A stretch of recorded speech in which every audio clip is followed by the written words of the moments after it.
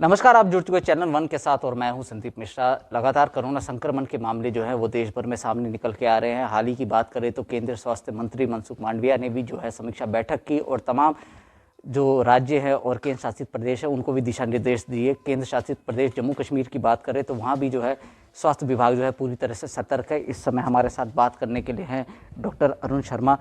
शर्मा जी, किस तरह से तैयारियां जो है आपने कर रखी हैं, क्योंकि केंद्र मंत्री ने अभी हाल ही में समीक्षा बैठक की थी और तमाम राज्यों को जो है दिशा निर्देश दिए थे, तो किस तरह से आपको भी दिशा निर्देश दिए गए और किस तरह से जो है आप लोगों ने तैयार कर?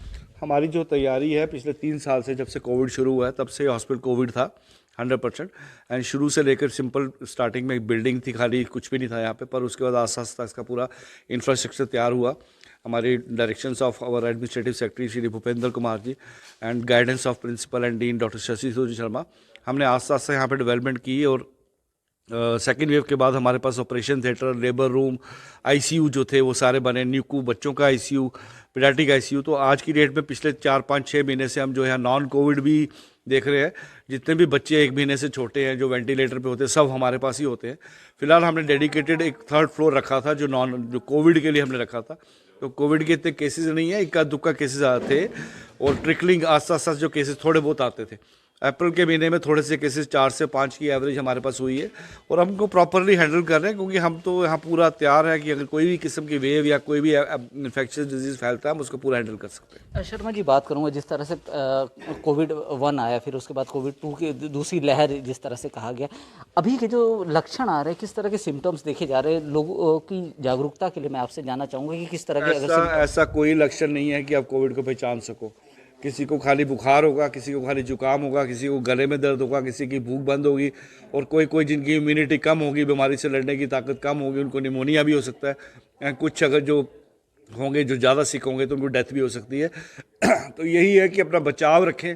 अगर आपको कोई भी सिम्टम लगता है, बुखार, खांसी, जुकाम, बचाव रखें, डॉक्टर से चेक करवाएं और अपने आप को आइसोलेट करें, वरना बीमारी नॉर्मल कोर्स से लेकर आपको बढ़ के निमोनिया और डेथ तक भी हो सकती है। तो ये आप पे डिपेंड करता है कि आप अपने आप को कितना बचाना चाहते हैं। शर्मा जी, बात करूंगा जम्मू कश्मीर प्रशासन की तरफ से कितना सहयोग मिल रहा है, क्या क्या सुविधाएं जो हैं, क्योंकि जिस तरह से देखा गया था, हम लोग पूरे देश की भर की बात करूं तो जिस तरह से ऑक्सीजन सिलेंडर की कमी हो गई थी और कई तमाम जो इक्विपमेंट उनकी कमी आ रही है, तो आप किस तरह से मतलब प्रशासन का साथ मिला और क्या क्या चीज़ें जो है जो आप चाहेंगे कि प्रशासन आपको मुहैया कराए जिससे लोगों की जो जान है उसको बचाया जा सके?